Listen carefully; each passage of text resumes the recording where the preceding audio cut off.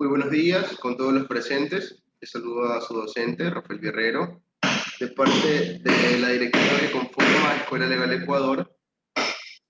Le damos la bienvenida a esto, lo que corresponde como la segunda clase, el desarrollo de este Diplomado Internacional en Criminología y el programa de formación criminológica, ¿no?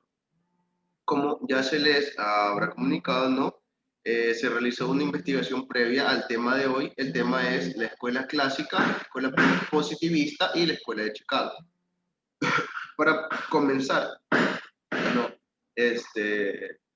Ahondar en lo que es la materia correspondiente, debemos responder a la pregunta que sería, ¿qué son las escuelas jurídico-penales? Entonces, siguiendo esta pregunta, me va a ayudar la señorita Julia Solano. Muy buenos días, señorita Julia. A su parecer, ¿no? A su criterio, ¿qué son las escuelas jurídico-penales, según la investigación que se realizó? Buenos días. De lo que yo investigué fue que ellas básicamente buscaban, en la primera, la clásica, buscaban la causa del delito, porque se cometió y se enfocaba mucho en el delito, más que en la persona que lo cometió, ¿ya? Y en la Escuela de Chicago ahondó más en muchos factores que existen para que una persona llegue a cometer un delito.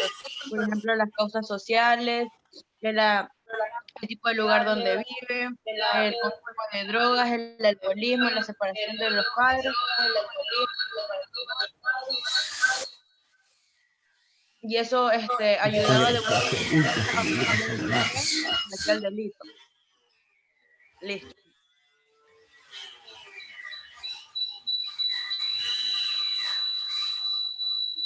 A ver, Bravo. Te pidió a ti. Sí, indíqueme, por favor. Que hablen sobre la investigación.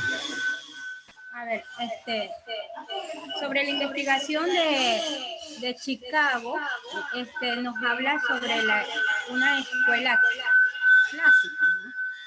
Esta investigación nos indica acerca de lo que se dio. Podemos, disculpe que le interrumpa, tenemos conectado lo que es audio en la computadora y tal vez en algún otro dispositivo móvil, y hay una interferencia entre las ondas de sonido. Entonces, si nos ayuden, por favor, mientras un compañero intervenga, todos apaguemos los micrófonos, ¿no? Y si es que tienen dos aparatos electrónicros para el desarrollo de esta actividad, a uno de ellos, por favor, desactiven el audio para poder que no exista esta interferencia. Pero sí, discúlpeme por la interrupción, por favor, continúe, compañera.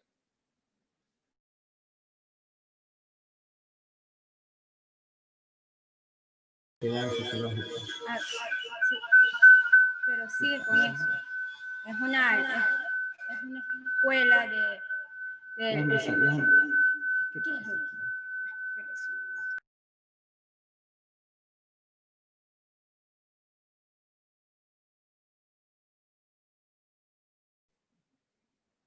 Bueno, tenemos problemas con el audio. Ahora sí.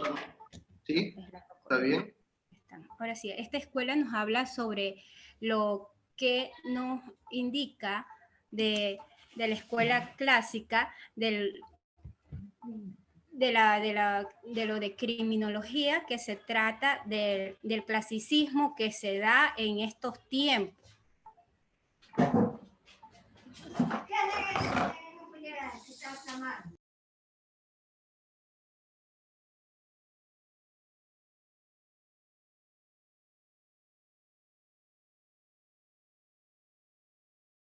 Tiene el micrófono apagado.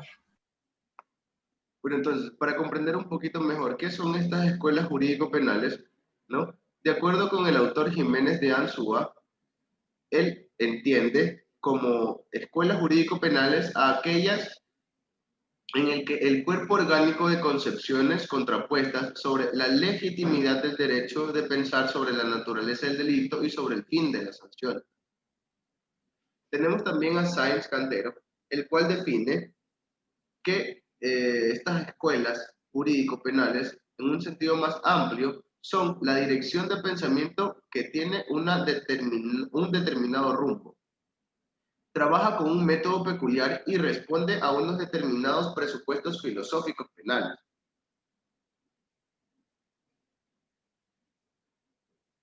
En el ámbito jurídico penal y criminológico, es cierto que el comportamiento humano es en todos los tiempos el motivo de interés y preocupación por distintos estudiosos y especialistas en diferentes disciplinas.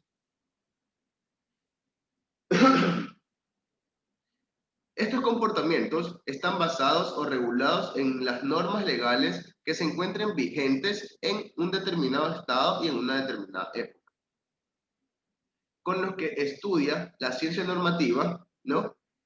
Son los modelos de comportamiento humano que la ley describe como delitos y todas las sanciones que se podrían aplicar para cada comportamiento establecido y la ciencia aplicativa, por su parte, la cual se ocuparía de indagar las circunstancias temporoespaciales, instrumentales y personales en las que se realizó el hecho punible.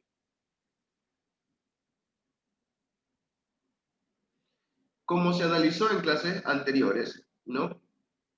Nosotros podemos apegarnos a la postura adoptada por García Pablos de Molina, mismo que afirma que se puede definir a la criminología provisionalmente como la ciencia empírica e interdisciplinaria, misma que por objeto tiene el crimen, el delincuente, la víctima y el control social del comportamiento delictivo. Aporta, de igual manera, una información válida, contrastada y fiable sobre la génesis, dinámica y variables del crimen, así como sobre su prevención eficaz, las formas de estrategias de reacción al mismo y las técnicas de intervención positiva sobre el infractor. Entonces, este autor, ¿no?, indica que la criminología es una ciencia debido a que aporta un núcleo de conocimientos verificados. Precisa, además de esto, que es una ciencia empírica e interdisciplinaria, en la que predomina la observación de la realidad acerca de la perspectiva normativista.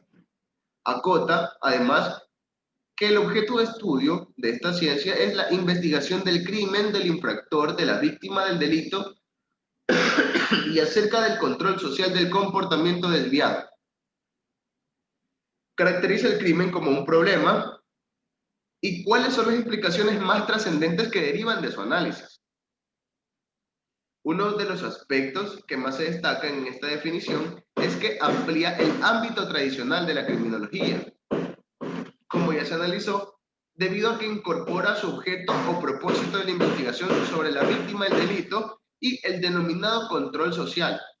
Con esto, da un vuelco sociológico, el cual aporta elementos que equilibran al desmesurado biologicismo positivista del cual emergió dicha disciplina científica, ¿no? Entonces, entrando en esto, ¿qué sería la escuela clásica o a qué se considera como escuela clásica? Hablando en las ciencias criminológicas, ¿no? Tenemos que como escuela clásica fue bautizado por el siglo XIX por los positivistas a todo lo anterior a ellos, es decir, a las doctrinas las cuales no se adaptaban a las nuevas ideas o a los recientes sistemas que se desarrollaban en el siglo XIX. Bajo la etiqueta de clásicos, se suelen agrupar autores y tendencias divergentes en muchos puntos de vista, algunos casos inclusive contradictorias, pero que presentan una serie de concepciones unitarias acerca de postulados fundamentales, que fue lo que permitió a los positivistas reunirlas con propósito didáctico.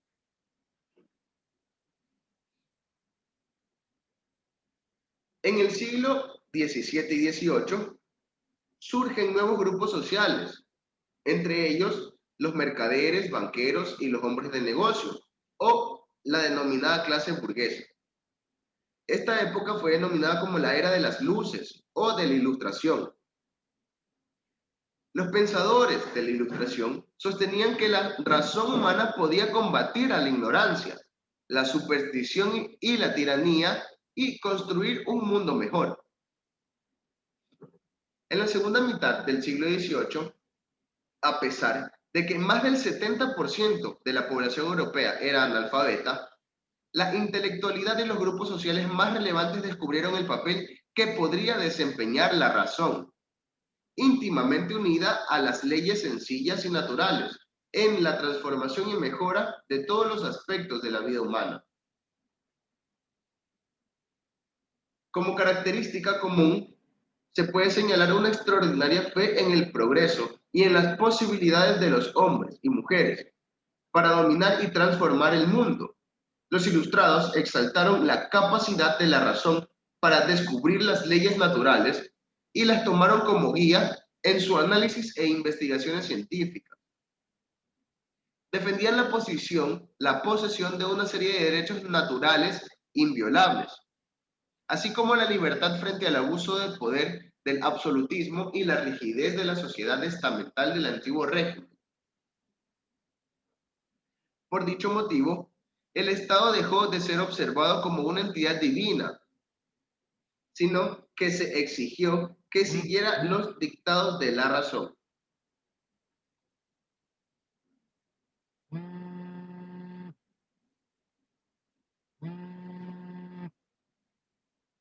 La reforma clásica, cuyos supuestos se basaban en teorías de control social de Hobbes, Montesquieu y Rousseau, tuvo sus inicios en la última mitad del siglo XVIII, en Inglaterra e Italia, y esta se extendió a su vez a Europa Occidental y Estados Unidos.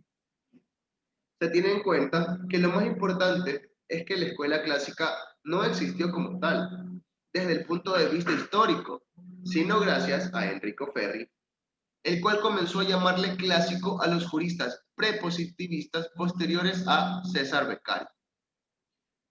Entonces tenemos aquí a César Beccaria, el cual es conocido también como el Divino Marqués. Para algunos autores, la criminología clásica fue fundada por este autor. En el espíritu del iluminismo europeo, es quien en 1764 publica De los delitos y las penas.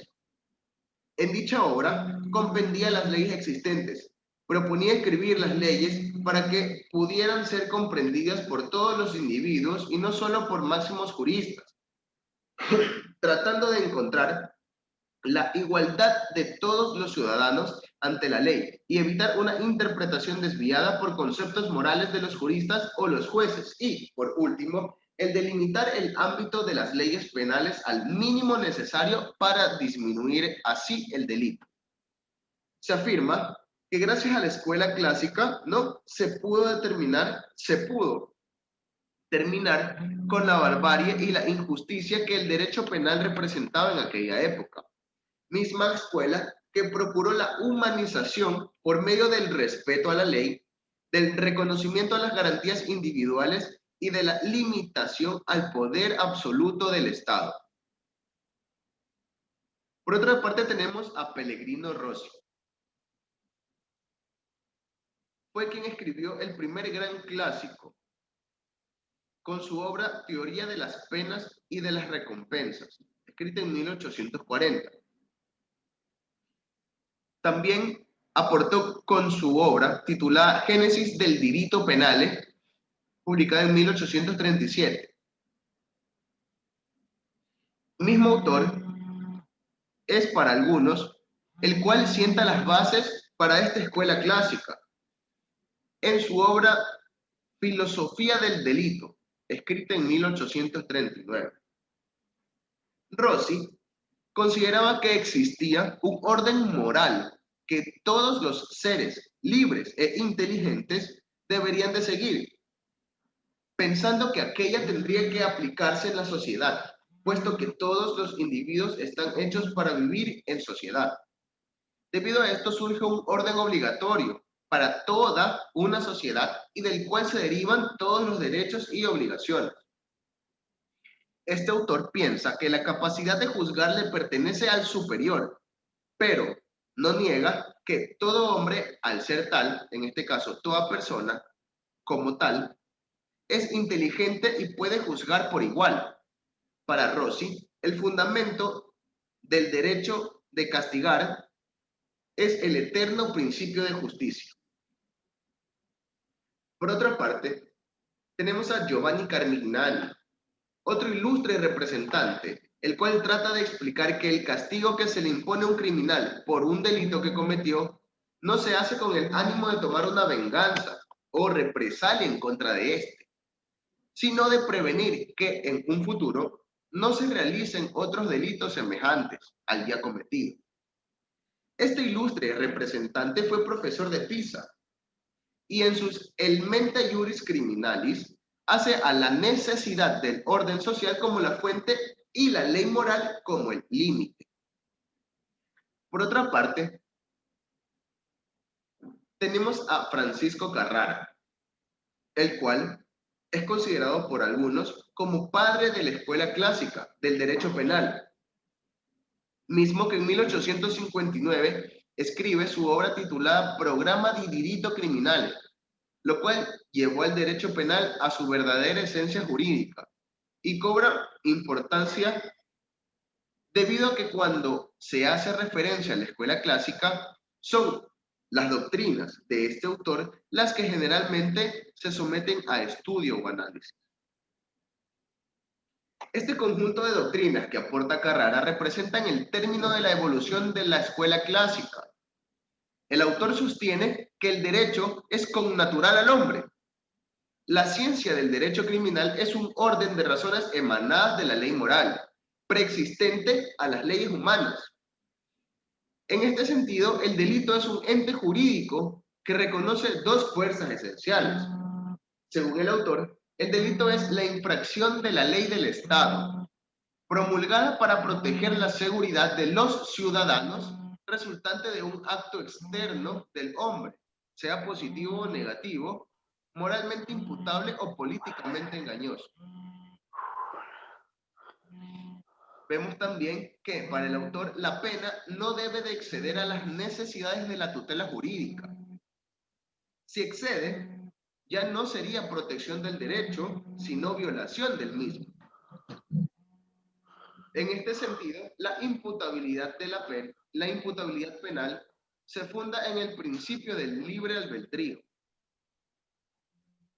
Carrara indica que no me ocupo de cuestiones filosóficas, presupongo, aceptada la doctrina del libre arbitrio y de la imputabilidad moral del hombre, y sobre esta base edificada la ciencia criminal, que mal se construiría sin aquella. Entonces, la base de la teoría clásica de la criminología estaba apoyada sobre la teoría del contrato social, la cual sostenía que los hombres se reunían de manera libre en sociedad, conforme a una serie de acuerdos los cuales garantizaban el orden y la convivencia. En relación a este consenso, es que se proponía el castigo de aquellas conductas que eran perjudiciales o peligrosas para el cuerpo social y la recompensa de aquellas que de alguna manera contribuían al mantenimiento del equilibrio del mismo.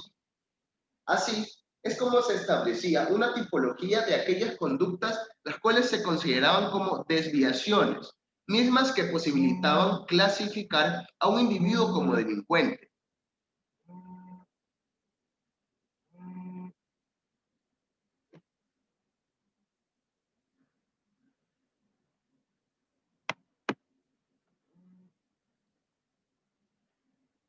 La base de la teoría clásica de la criminología estaba apoyada sobre la teoría del contrato social, ¿no? Como se les indicó. En relación a este consenso, se proponía el castigo de aquellas conductas que eran perjudiciales o peligrosas para el cuerpo social, recompensa de aquellas que de alguna manera contribuían al mantenimiento del equilibrio del mismo, ¿no? Es así como se establece una tipología de aquellas conductas que se consideran como desviaciones, mismas que posibilitan clasificar a un individuo como delincuente. En base a esto, las penas que la ley imponía aseguraban el buen funcionamiento y la supervivencia de la sociedad, y toda pena que exceda ese consenso o que tenga fines distintos es ilegítima y contraviene el contrato social. Esta criminología clásica se sustentaba básicamente en el derecho, sobre todo aquel de tradición indoeuropea, el cual, según Beristarain, está basada en un derecho que controla con rigidez y rectitud la vida del pueblo y el cual admite o necesita el Estado como centro de relaciones comunitarias. Esta estructura binaria que atraviesa la sociedad instituye un esquema de explicación marcado por la simetría, en donde hay una raza puesta como la verdadera y única y los que constituyen otros tantos peligros para el patrimonio biológico. Es en ese momento en el cual aparecerán todos los discursos biológicos racistas sobre la degeneración y todas las instituciones que, dentro del cuerpo social, harán funcionar el discurso de la lucha de razas como principio de segregación, de eliminación y de normalización de la sociedad.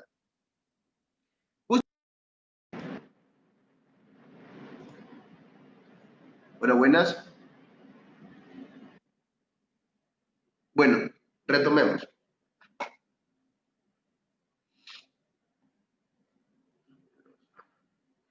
Entonces nos quedamos. En ese momento aparecerán todos los discursos biológicos racistas sobre la degeneración y todas las instituciones que, dentro del cuerpo social, harán funcionar el discurso de la lucha de razas como principio de segregación, de eliminación y de normalización de la sociedad.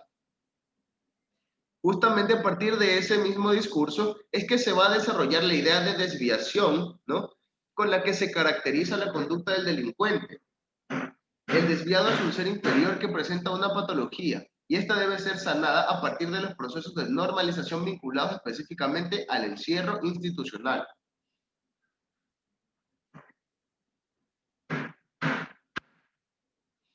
Para esta escuela, ¿no?, vemos que los hombres viven en sociedad de acuerdo a un contrato social, por el cual cada individuo suscribe libremente su adhesión a la comunidad, la cual le provee un orden y seguridad. Este ente social castigará a aquellos que realicen conductas contrarias a ese orden ya establecido, mismo que da equilibrio y estabilidad al grupo humano que convive en cierta sociedad. El individuo que por medio de su conducta desviada perjudica a dicha comunidad es el que sería estudiado por la criminología, la cual dará los tipos penales que sancionarán las conductas jurídicamente reprochables.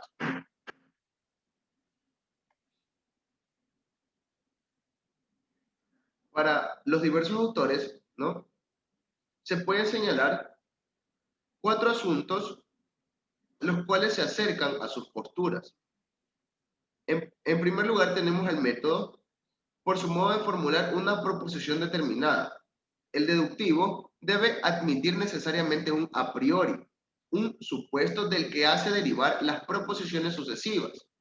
El método inductivo parte de los datos objetivos que la experiencia ofrece, extrayendo conclusiones por inducción de la generalización de los hechos observados. Mediante este método solo es posible formular proposiciones a posteriori. Vemos que el derecho no es un producto histórico, más bien es una obra humana, la cual tiene una esencia trascendente, ya que indican autores como Carrara que el derecho es congénito al hombre, debido a que fue dado por Dios a la humanidad desde el primer momento de su creación.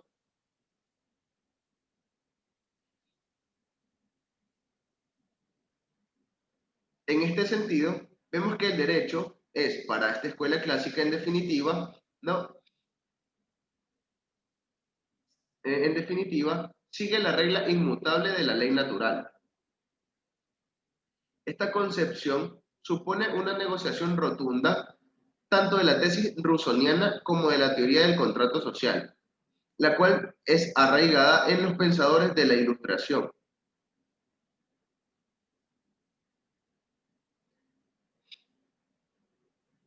Tenemos también a lo que es el derecho penal, lo cual la concepción clásica gira en torno a esa idea de ley natural como módulo del derecho. La sociedad civil es necesaria a la raza humana para la observancia de la ley moral. Esta, a su vez, precisa una dirección unificada, provista de facultad de prohibir ciertas conductas y castigar a quienes realicen. La sociedad civil, la autoridad que la preside y la facultad de prohibir y castigar que lo corresponde no son más que una cadena de instrumentos de la ley y del orden. En consecuencia de esto, tenemos que el derecho penal tiene su génesis y su fundamento en la ley eterna de la armonía universal, en una ley que es absoluta porque es constitutiva del único orden posible para la humanidad, según las previsiones y las decisiones del Creador. Vemos también al delito. Para la escuela clásica no es un simple hecho, sino un ente jurídico. Según la fórmula sacramental de Carrara, concebida como principio a priorístico de toda su construcción, su esencia está constituida por la relación de contradicción entre el hecho del hombre y la ley. Como condiciones derivadas de sus principios positivos, se señala que la pena ha de ser aflictiva para el reo, física o al menos moralmente ejemplar. Esta debe generar en los ciudadanos la persuasión de que el infractor ha sufrido un mal, ¿cierto? Porque la fuerza oral es más en razón de su certeza que de su severidad. Pronta, porque en el intervalo entre el delito y la punición, la fuerza moral objetiva de aquel continúa ejerciendo sus funestos efectos, los cuales vienen a ser tanto más perniciosos cuanto más prolongados son. Y pública, porque toda pena secreta, ¿no? Hay que tener claro que toda pena secreta es abuso ilegítimo de fuerza e irrogada de manera que no resulte perturbadora hacia el reo. En resumen, ¿no? Los postulados más importantes de esta escuela clásica tenemos, ¿no?, lo que sería la igualdad, el cual indica que el hombre ha nacido libre e igual en derechos, y ya que la igualdad entre desiguales es la negación de la propia igualdad, tenemos en consideración de que ninguna persona puede ser discriminada, ¿no? Aquí ya entraría en conceptos modernos lo que sería el derecho a la igualdad y a la no discriminación. Como segundo postulado de esta escuela, se tiene lo que es el libre albedrío o el libre arbitrio, ¿no? El cual indica que si todos los hombres, en este caso todas las personas, somos iguales, en todos nosotros se ha depositado, ¿no?, conocimiento acerca de lo que es el bien y lo que es el mal. Sin embargo, de ese mismo modo se les ha dotado la capacidad para poder elegir entre ambos caminos. Y si se llegase a ejecutar el mal, ¿no?, es porque asimismo esa persona, ese individuo, quiso, y más no porque la fatalidad de la vida haya arrojado al individuo a su práctica. Es decir, cada persona es responsable por los hechos y actos que comete. Como siguiente postulado tenemos a la entidad del delito, el cual indica que el derecho penal debe volver a sus ojos a las manifestaciones externas del acto, a lo objetivo. Indica que el delito es un ente jurídico, una injusticia, y como tal, solo al derecho le es dable señalar las conductas que devienen dificultosas. Como cuarto postulado tenemos a la imputabilidad moral. Esta, como consecuencia del libre albedrío, base de la ciencia penal para los clásicos. Dice que si el hombre está facultado para discernir entre el bien y el mal, y ejecuta en este caso el mal, ¿no?, debe de responder de su conducta habida cuenta de su naturaleza moral. Expresa Carrara que la ley dirige al hombre en tanto es un ser moralmente libre y por ello no se le puede pedir cuenta de un resultado del cual sea causa puramente física, sin haber sido causa moral. Es decir, que todo acto, ¿no?, tiene preceptos morales antes de su cometimiento. Y como último postulado, tenemos al método deductivo, ¿no?, en los cuales la escuela clásica se basa más aún a una parte teológica, es decir, a un método finalista.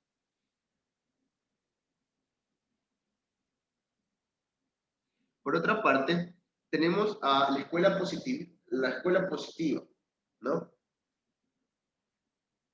Vemos que el positivismo está estrechamente ligado a la búsqueda metódica sustentada en lo experimental.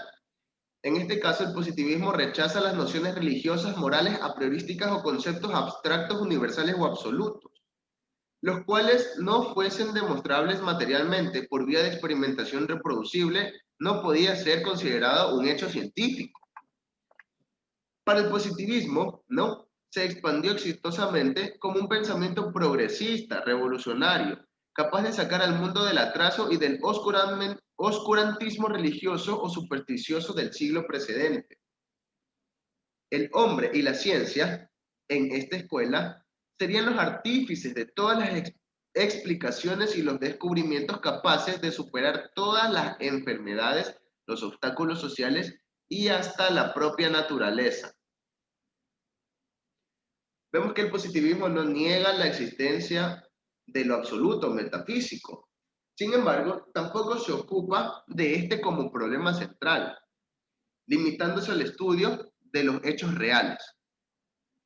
Por ello, los positivistas niegan carácter científico a las disciplinas filosóficas propiamente dichas, o aquellas que emanan netamente de los preceptos morales. Tres fueron los personajes más representativos dentro de la escuela positiva. Tenemos a César Lombroso, Enrico Ferri y Rafael Garófalo, cuyos apuntes biográficos se incluyen en la unidad correspondiente a lo que es el origen de la criminología.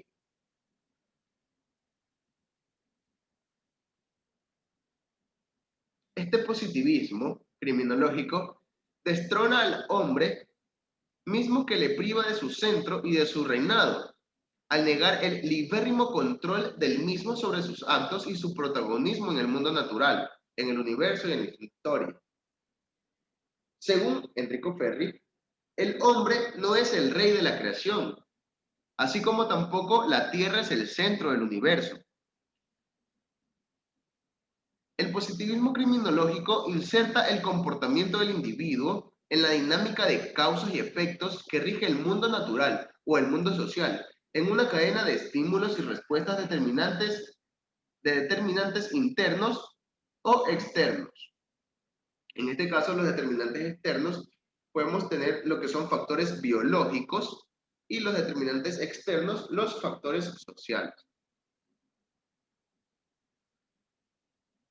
Para el positivismo, vemos que el infractor es un animal salvaje y peligroso, el cual se encuentra inmerso en su propia herencia patológica, hablando de los factores biológicos, o receptor de procesos causales ajenos al mismo, hablando de los factores sociales que influyen en el individuo.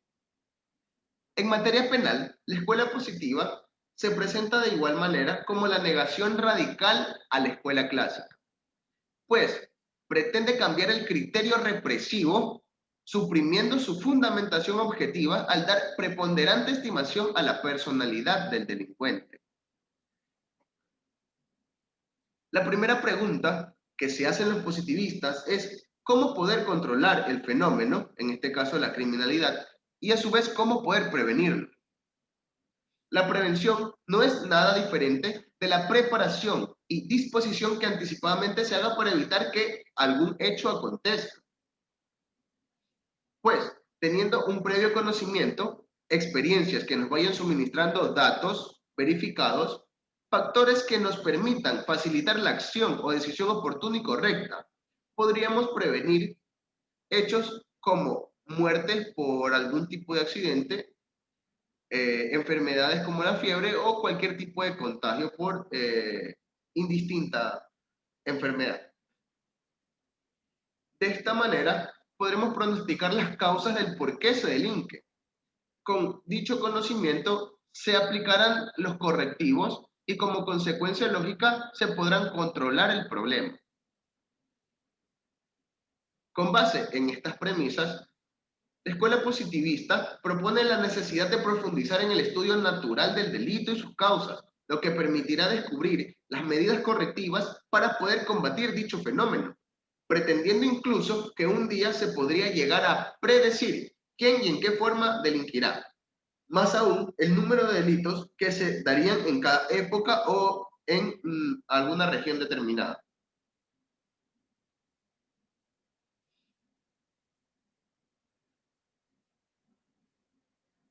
En este caso, el autor César Lombroso, considerado como el fundador del positivismo biológico, desarrolla su teoría del hombre criminal, el quien pertenecía a la llamada escuela antropológica criminal.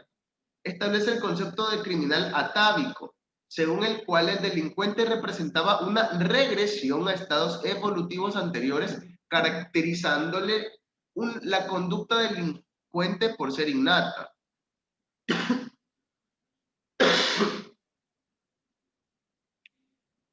Esta teoría del criminal atávico, ¿no?, se la desarrolló intentando reconocer al criminal debido a una serie de estigmas físicos o de anomalías, como por ejemplo el excesivo desarrollo del cerebelo, asimetría del rostro, dentición anormal y lo que se considera como la característica más atávica de los criminales, a saber, el hoyuelo en medio del occipital. El afamado abogado Enrico Ferri, adherido al fascismo, militante en un principio del Partido Socialista Popular, se pronunció completamente en contra de la escuela clásica y del pensamiento del derecho penal liberal.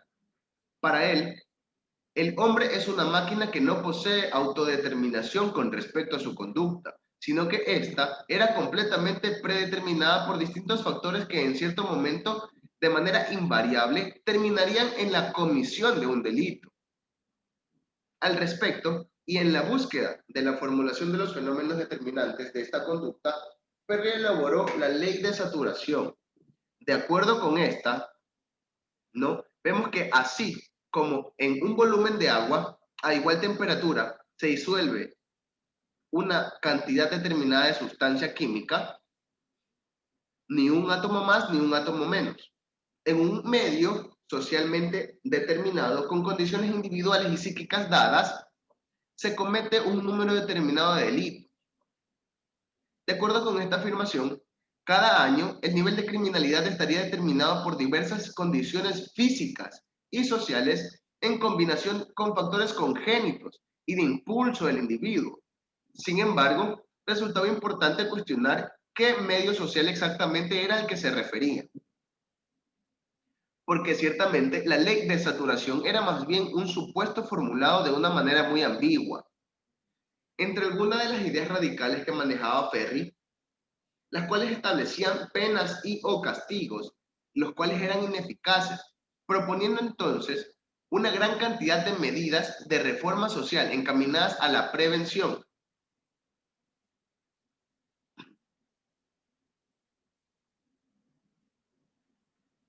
A lo que consideramos actualmente como peligrosidad, Ferri lo llamó como temibilidad del autor y dedujo de ella que era necesario establecer penas indeterminadas guiadas por el tratamiento necesario para que el sujeto supere su propensión delictiva, lo que imponía también una individualización de la pena, aspectos que han llegado hasta nuestros códigos penales hoy en día.